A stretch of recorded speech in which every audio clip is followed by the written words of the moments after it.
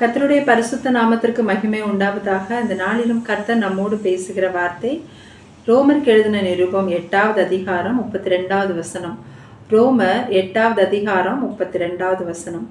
தம்முடைய சொந்த குமாரன் என்றும் பாராமல் நம் எல்லாருக்காகவும் அவரை ஒப்பு கொடுத்தவர் அவரோடு கூட மற்ற எல்லாவற்றையும் நமக்கு அருளாதிருப்பது எப்படி? பிரியமானவர்களே, தம்முடைய சொந்த குமாரன் என்றும் பாராமல் இயேசு கிறிஸ்துவை நம் ஒவ்வொருவருக்காக ஒப்பு கொடுத்தவர் அவரோடு கூட மற்ற எல்லாவற்றையும் நமக்கு அருளாதிருப்பது எப்படி என்று இந்த வசனம் சொல்லுகிறது. இந்த உண்மையை நாம புரிந்து கொண்டவர்களாக இருக்க வேண்டும். நம்முடைய தேவனுக்கு நம்மேல் இருக்கிற விருப்பம் ஒன்னே ஒண்ணுதான். அவர் நமக்குள்ளே உலாவி நம் இருதயத்திலே வாசம் பண்ணி தங்கி இருந்து அவருக்கு பிரியமானதை, அவருக்கு சித்தமானதை நம்முடைய வாழ்க்கை பிரயாணம் முழுவதும் செய்ய வேண்டும் என்று தான் நம்முடைய தேவனுடைய ஒரே வாஞ்சையா இருக்கிறது. ஆனால் அப்படிப்பட்ட அந்த பரிசுத்த தேவன் நம்முடைய இருதயத்தில் வாசமா இருக்கத்தக்கதாக நம்முடைய இருதயம் இருக்கிறதா என்றால் இல்லை. ஏனென்றால் வசனம் சொல்லுகிறது, எல்லாருமே பாவம் செய்து தேவ மகிமை அற்றவர்களானார்கள் என்று. ஆதாம் முதற்கொண்டு இன்றைக்கு வரைக்கும் எல்லா மனிதர்களும் பாவம் செய்து தேவ மகிமையை இழந்தவர்களாக, அந்த ஜீவனை இழந்தவர்களாக, உயிரற்றவர்களாக, தேவனை விட்டு தூரமானவர்களாக காணப்படுகிறோம். அப்படி இருந்த நம்மை தான் தேடி வருகிறார் இயேசு கிறிஸ்து. தேவன் மாம்சத்திலே வெளிப்படுகிறார். பிதாவானவர் குமாரனாகிய இயேசுவை நமக்காக அனுப்புகிறார். அவர் முழுவதுமே அசுத்த ஆவியின் பிடியில், அதாவது ஒரு அசுத்தமான ஆவியினாலே நடத்தப்படுகிற மரணத்துக்கு ஏதுவாக இருக்கிற நம்முடைய வாழ்க்கையை அவருடைய இரத்தத்தினாலே கழுவி அவருடைய பரிசுத்த ஆவியினாலே நம்மை நிரப்பி நம்மை ஒரு ஆவியின் சிந்தை உள்ளவர்களாக, ஆவியானவரால் நடத்தப்படுகிறவர்களாக, அவருடைய பிள்ளைகளாக அவர் மாற்றுகிறார். அவருடைய வசனத்தின்படி நடக்கிறவர்களாக அவர் மாற்றுகிறார். அவருடைய நீதி நம்மிடத்தில் வெளிப்படுகிறவர்களாக நம்மை மாற்றுகிறார். அதற்காகத்தான் இயேசு கிறிஸ்து இந்த உலகத்தில் வந்தார். அவர் சிலுவையில் மரித்தார். இந்த சிலுவையோட ரகசியத்தை நம்ம ஒவ்வொருவரும் உணர்ந்து கொள்ள வேண்டும்.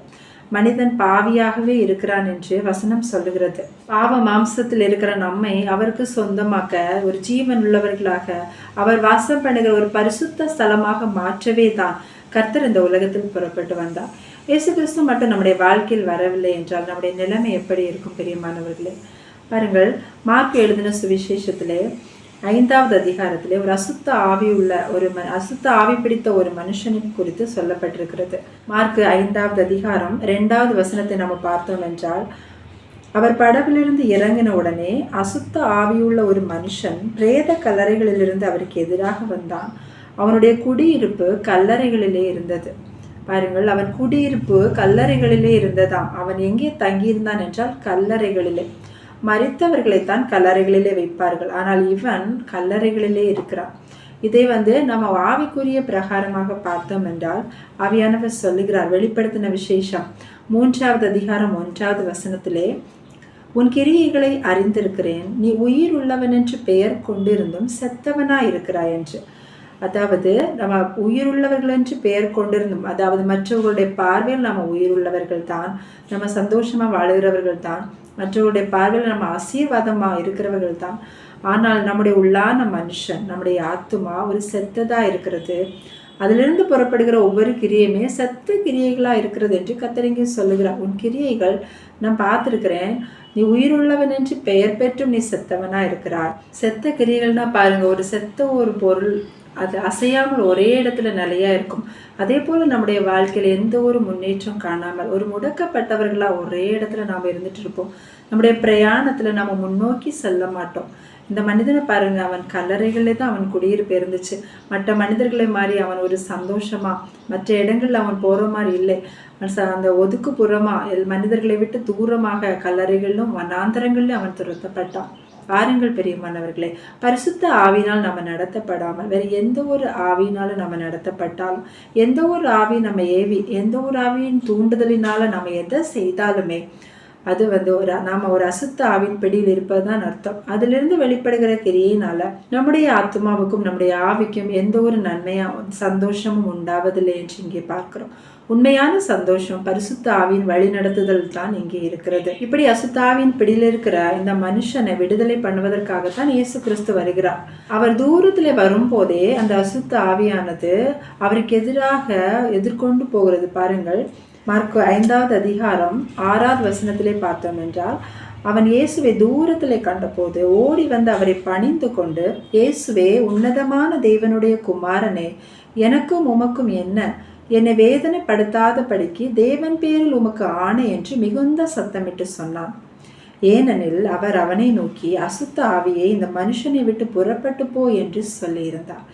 பாருங்கள், ஆதியிலே இப்படித்தானே கர்த்தர் நம்மேல கிருபை வைத்து ஆதியிலே கிறிஸ்துவுக்குள்ளாக நம்மை தெரிந்து கொண்டார். அப்புறமாகத்தான் கர்த்தர் நம்மை சந்திக்க வருகிறார். ஒரு சூழ்நிலையிலே ஆண்டவர் நம்மை சந்திக்கிறார்.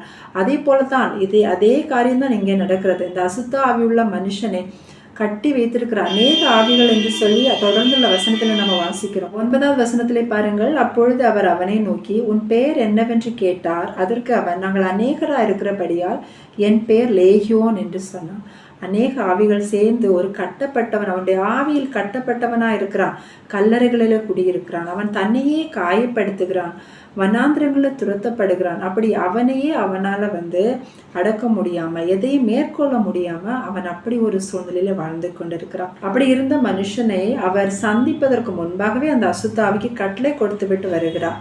முன்னதாகவே சொல்லியிருந்தார் என்று நாம் அங்கே பார்க்கிறோம்.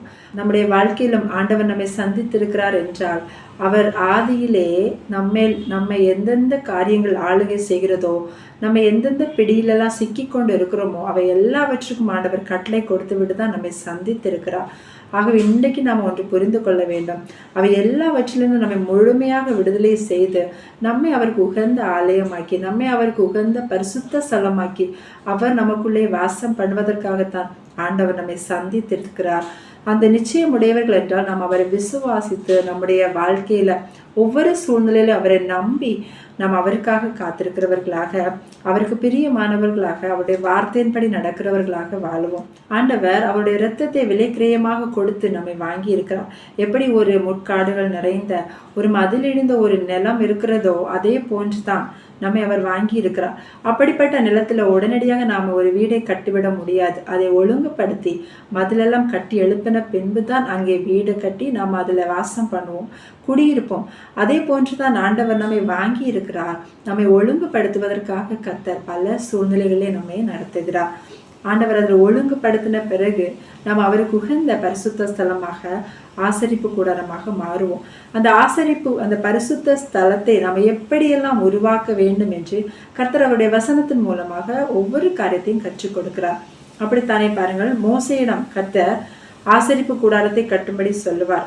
யாத்ராகமம் புஸ்தகம் 25வது அதிகாரம் 8, 9 ஆகிய வசனங்களை நாம் பார்க்கும் போது கர்த்தர் சொல்லுகிறார், அவர்கள் நடுவிலே நான் வாசம் பண்ண எனக்கு ஒரு பரிசுத்த ஸ்தலத்தை உண்டாக்குவார்களாக. நான் உனக்கு காண்பிக்கும் வாசஸ்தலத்தின் மாதிரியின்படி செய்வீர்களாக. உங்கள் நடுவிலே நான் வாசம் பண்ண எனக்கு ஒரு ஆசரிப்பு கூடாரத்தை கட்டுங்கள்.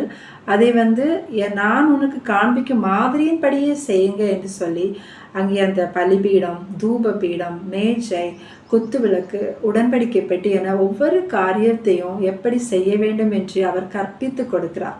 கர்த்தர் கற்பித்து கொடுத்தபடியே அவர்கள் அங்கே செய்கிறார்கள். அப்படி அந்த ஆசரிப்பு கூடாரத்தின் வேலை எல்லாம் முடித்த பிறகு யாத்திராகமம் புஸ்தகம் 40வது அதிகாரம் 34 முதல் 38 வரை உள்ள வசனங்களை நம்ம வாசித்தோம் என்றால், மோசே அந்த வேலையெல்லாம் செய்து முடித்த பிறகு ஒரு மேகம் அந்த ஆசரிப்பு கூடாரத்தில் தங்கினது. கர்த்தருடைய மகிமை அந்த ஆசரிப்பு கூடாரத்தை நிரப்பியது என்று அங்கே வாசிக்கிறோம். பாருங்கள், யாத்திராகமம் 40வது அதிகாரம் 34வது வசனத்திலே, அப்பொழுது ஒரு மேகம் ஆசரிப்பு கூடாரத்தை மூடினது, கர்த்தருடைய மகிமை வாசஸ்தலத்தை நிரப்பிற்று. மேகம் அதன் மேல் தங்கி கர்த்தருடைய மகிமை வாசஸ்தலத்தை நிரப்பினதினால் மோசே ஆசரிப்பு கூடாரத்துக்குள் பிரவேசிக்க கூடாமல் இருந்தது. அப்புறம் அங்கே மோசைக்கு எந்த பாற்றுமே இல்லை. கர்த்தர் கற்பித்தபடி அந்த வாசஸ்தலத்தை அவன் உருவாக்கினான். கர்த்தர் கற்பித்தபடி அந்த ஆசரிப்பு கூடாரத்தை அவன் நிறுத்தினான், உருவாக்கினான். அதற்கு பிறகு மோசே உட்பிரவேசிக்க கூடாதபடி அந்த தேவனுடைய மகிமை அந்த வாசஸ்தலத்தை நிரப்பி இருந்தது. அப்படி என்றால் மோசைக்கு இனி அங்கே பாற்று இல்லை. அவனுடைய அந்த பிரயாணத்துல, அவனுடைய அந்த வாழ்க்கை பிரயாணத்துல கர்த்தர் முழுவதுமாக அவருடைய கரத்துக்குள் எடுத்துக்கொண்டார். பாருங்கள், தொடர்ந்து அடுத்த வசனத்திலே, வாசஸ்தலத்திலிருந்து மேகம் மேலே எழும்பும் போது இஸ்ரவேல் புத்திரர் பிரயாணம் பண்ண புறப்பட்டார்கள். மேகம் எழும்பாதிருந்தால் அது எழும்பும் நாள் வரைக்கும் பிரயாணம் பண்ணாதிருப்பார்கள். இஸ்ரவேல் வம்சத்தார் பண்ணும் எல்லா பிரயாணங்களிலும் அவர்கள் எல்லாருடைய கண்களுக்கும் பிரத்யட்சமாக பகலில் கர்த்தருடைய மேகமும் இரவில் அக்கினியும் வாசஸ்தலத்தின் மேல் தங்கி இருந்தது. இந்த ஒரு அனுபவத்திற்காகத்தான் கர்த்தர் நம்மை அழைக்கிறார். அதற்காகத்தான் அவர் சிலுவையில் அந்த பாடுபட்டு நம்முடைய பாவங்களை எல்லாம் கழுவி இருக்கிறார். பெரியமானவர்களே, இந்த ஒரு அனுபவம் நம்முடைய வாழ்க்கையின் ஒவ்வொரு பிரயாணங்களையும் அவர் நம்மை கொண்டு நடத்த வேண்டும், வழி நடத்த வேண்டும் என்று ஆண்டவர் வாஞ்சிக்கிறார். பாருங்கள், எவ்வளோ பெரிய உன்னதமான ஒரு தேவன். அவர் நம்மை சொந்தமாக்க அவருடைய சொந்த குமாரனை அவ்வளோ ஒரு பாடுகளுக்கு உட்படுத்தி நமக்காக கொடுத்திருக்கிறார். அவர் நம்மை உயிர்ப்பிக்கிற ஆவியானவராக இருக்கிறார். நம்முடைய ஆவி நொறுங்குண்டதாக, நம்முடைய ஆவி பலவீனப்பட்டதாக, நம்முடைய ஆவியில விடுதலை இல்லாமல் கட்டுண்டதாக இருக்கிறோம். பல காரியங்களை சிக்கி கொண்டு இருக்கிறோம். எப்போ அந்த பரிசுத்த ஆவியானவருடைய ஆவியின் ஏவுதல்னால நம்ம நடத்தப்படுறோமோ அப்பொழுதுதான் நமக்காக வைத்திருக்கிற ஆசீர்வாதங்களை நம்ம காண முடியும். பாருங்கள், மரியாளுடைய வாழ்க்கையில கூட இயேசு கிறிஸ்து 7 ஆவிகளை துரத்தி இருந்தார் என்று பார்க்கிறோம். வேதத்திலே சிமியோன் என்று சொல்லக்கூடிய மனுஷனை குறித்து லூக்கா எழுதின சுவிசேஷம் 2வது அதிகாரத்திலே சொல்லப்பட்டிருக்கிறது. லூக்கா 2:26 கர்த்தருடைய கிறிஸ்துவை நீ காணும் முன்னே மரணம் அடைய மாட்டாய் என்று பரிசுத்த ஆவியினாலே அவனுக்கு அறிவிக்கப்பட்டிருந்தது. சிமியோனுக்கு பரிசுத்த ஆவியானவர் அறிவித்திருந்தார். அதுதான் அவனுக்கு கொடுத்த வாக்குத்தத்தம். 27வது வசனத்திலே பாருங்க, அவன் ஆவியின் ஏவுதலினாலே தேவாலயத்தில் வந்திருந்தான். இயேசு கிறிஸ்து பிறந்த உடனே தாயும் தந்தையும் மரியாளும் இயேசு கிறிஸ்துவின் தந்தையாக யோசிப்பும் அவரை எடுத்துக்கொண்டு ஆலயத்தில் வரும்போது அது சிமியோனுக்கு தெரியாதிருந்தது. ஆனால் பரிசுத்த ஆவியானவருடைய ஏவுதல், அவருடைய தூண்டுதலினாலே அவன் அந்த நேரத்தில் தேவாலயத்தில் வந்திருந்தான். கர்த்தர் அவனுக்கு என்ன சொல்லி இருந்தாரோ அதை பார்க்கும்படி ஆவியானவரே அவனை அந்த இடத்துல ஆவியினுடைய இந்த உந்துதலினாலே அந்த ஆலயத்தில் வந்து இயேசு கிறிஸ்துவை கையில் எடுத்து அதை பார்க்கிறான். அவனுக்குரிய ஆசீர்வாதத்தை அவன் காண்கிறான். அதே போல தான் இயேசு கிறிஸ்துவை குறித்தும் சொல்லப்பட்டிருக்கிறது, பிள்ளை வளர்ந்து ஆவியிலே பலன் கொண்டது என்று. அவருடைய அந்த ஊழிய பாதைக்காக, அந்த சாத்தானை ஜெயிப்பதற்காக, உலகத்தை ஜெயிப்பதற்காக, மாம்சத்தை ஜெயிப்பதற்காக, பிதாவினுடைய சித்தத்தை நிறைவேற்றுவதற்காக அவருடைய ஆவியிலே அவர் பலன் கொள்ளுகிறார். அதுபோலவே நம்முடைய ஆவியை பலப்படுத்துவதற்காக, ரட்சிப்படைய வைப்பதற்காக, ஜீவன் உள்ளதாக மாற்றுவதற்காக இயேசு கிறிஸ்து உயிர்ப்பிக்கிற ஆவியாக இன்னைக்கு நம்முடைய வாழ்க்கையில வந்திருக்கிறார். அந்த ஆவியானவரால் நாம நடத்தப்பட நாம விட்டு கொடுப்போம். ஆண்டவர் நடத்துகிற எல்லா பாதைகளிலும் அவர் நம்மை பரிசுத்த ஸ்தலமாக மாற்றவே நடத்துகிறார் என்கிற அந்த ஒரு தெளிவோட, அந்த ஒரு சிலுவையை முன்னிறுத்தினவர்களாக நாம தொடர்ந்து அவரை பின்பற்றுவோம். அந்த சொந்த குமாரன் என்று பாராமல் அவரையே கொடுத்தவர் நம்முடைய வாழ்க்கைக்கு தேவையான எல்லா ஆசீர்வாதங்களையும் அதினதின் காலத்திலே நேர்த்தியாக செய்து முடிக்கிறவராக இருக்கிறார். கர்த்தர் தாமே இந்த வார்த்தையின் மூலமாக நம் ஒவ்வொருவரையும் ஆசீர்வதிப்பாராக. ஆமேன். நம்ம ஜெபிக்கலாம். எங்களை அதிகமாக நேசிக்கிற எங்கள் நல்ல தகப்பனே, அப்பா, இந்த நேரத்திற்காக உங்களுக்கு நன்றி செலுத்துகிறோம். ஏசப்பா, இந்த நிமிடம் வரையிலும் அப்பா உங்கள் கிருபையினால் எங்களை பாதுகாத்தீங்க. ஆதியிலே எங்கள் மேலே கிருபை வச்சு அப்பா எங்களை அழைச்சி நாங்கள் எதுலையெல்லாம் மாட்டிக்கொண்டு இருந்தோமோ அப்பா, நாங்கள் எதனோட பிடியிலெல்லாம் நாங்கள் இருந்தோமோ அந்த பிடியிலிருந்து எல்லாம் எங்களை விடுதலை கொடுக்கும்படியாக கட்டளை கொடுத்து எங்கள் வாழ்க்கையில் எங்களை சந்தித்து ஒவ்வொரு நாளும் நடத்துகிறீங்கப்பா. நீர் எங்களுக்குள்ள வாசம் பண்ணி அப்பா உங்கள் பிள்ளைகளாக மாற்ற தகப்பனே உங்களுடைய ஆவி எங்களுக்கு கொடுத்துருக்கீங்க. உங்களுடைய பரிசுத்த ஆவினால் நிரப்பப்பட்டவர்களா எல்லா அசுத்தாவின் பிடியிலிருந்தப்பா நாங்கள் விடுதலை பெறுகிறவர்களாக உம்முடைய பிடியிலே நாங்கள் வருகிறவர்களாக எங்களை ஒப்பு கொடுக்குறோம் அப்பா. எங்களை ஏற்றுக்கொள்ளுங்க. உங்களுடைய வல்ல நாமத்திற்கு மகிமை உண்டாக பண்ணுங்க. உங்களுடைய சித்தம் பூரணமாக எங்கள் வாழ்க்கையில் நிறைவேறுவதாக. நீங்கள் செய்த எல்லா உபகாரங்களுக்கும் உங்க கோடி நன்றி செலுத்துகிறோம் ஆண்டவரே. ஒவ்வொருவரையும் உங்கள் சமூகத்திலே தாழ்த்தி ஒப்பு கொடுக்குறேன். மீட்பர் இயேசுவின் நாமத்திலே ஜெபிக்கிறேன் பிதாவே. ஆமென்.